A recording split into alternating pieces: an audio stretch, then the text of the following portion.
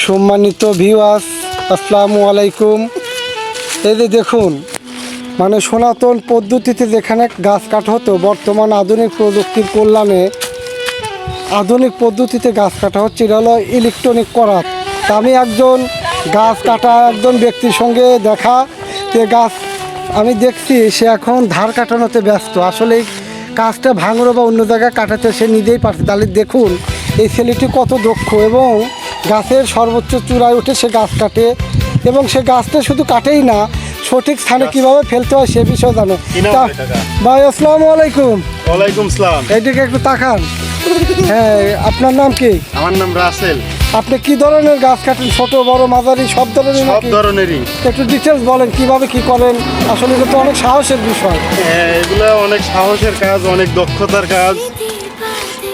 এগুলা অনেক সাহস, অনেক দক্ষতা, সব কিছুই প্রয়োজন এই কাজ। আচ্ছা, এই গাছ অত উপরে ওঠেন আপনি, এই উঠতে ভয় লাগে না আপনার?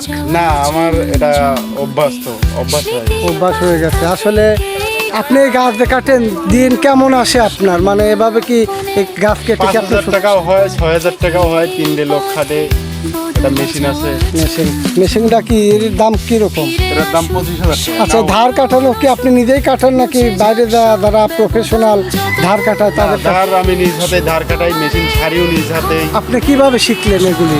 এগুলা আমার উস্তাদ একজন ছিল, সে শিক্ষা দিছে, সেই শিক্ষা আমি গ্রহণ করেছি। আচ্ছা, এই গাছ কাটতে তো আপনার অনেক পরিশ্রম হয়, অনেক কি হয়, যে আপনার মনে করেন যে অনেক গাছে শুনি জনশ্রুতি আছে, অনেক গাছে ভয়ভীতি, মানে যেটাকে বলে ভূত পেতনি রাক্ষস জেন টেন বিভিন্ন, গাছ কাটে এরকম কোনো মানে তিক্ত অভিজ্ঞতা আপনার হয়েছে, মানে ভয়ভীতির বিষয়? হ্যাঁ, এগুলো অনেকে আমাদের ইয়াদ পরে দেখা যায় গাছ কাটতে যায়, আর এক গাছের ঢাল ভেঙে একই পরে বাতাসে, এরকম অনেক জায়গায় জনশ্রুতি অনেক শোনা যায়, কিন্তু আপনি বাস্তবে দেখছেন? বাস্তবেই দেখি। আসলে বিষয়টা গাছ কাটি, বুড়ি মানুষ কান্না করে, এরকমও পরে। তাহলে জনশ্রুতিটা আপনার কাছে জনশ্রুতি না, এটা আপনার কাছে বাস্তব।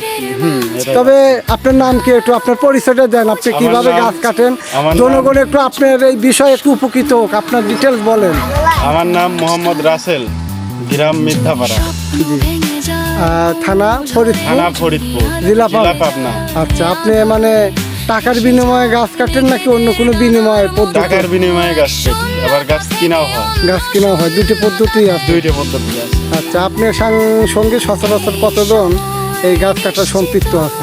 আমার সাথে লোক ছিল ৫ জন, এখন বর্তমান আছে হলো ২ জন, আমাকে দিয়ে ৩ জন। তবে আপনার প্রতি শুভকামনা রইল। আপনি কি এই পেজ খানে সবুর বিনোদন ছিল আগে 2.80, ওটা কেটে দিয়ে খানে সবুর 2.80 এই পেজ সম্পর্কে কিছু আপনি বলতে চান? দেশ সম্পর্কে বলা তো অনেকেই বলতে চাই, তো যাই হোক, সবাই লাইক করেন, কমেন্ট করেন, শেয়ার করেন বেশি বেশি করে। আচ্ছা, আপনার প্রতি শুভকামনা রইল। আল্লাহ আপনাকে দীর্ঘায়ু দান করুক, সহি সালামতে থাকেন। ধন্যবাদ আপনাকে। আসসালামু আলাইকুম। ওয়ালাইকুম আসসালাম।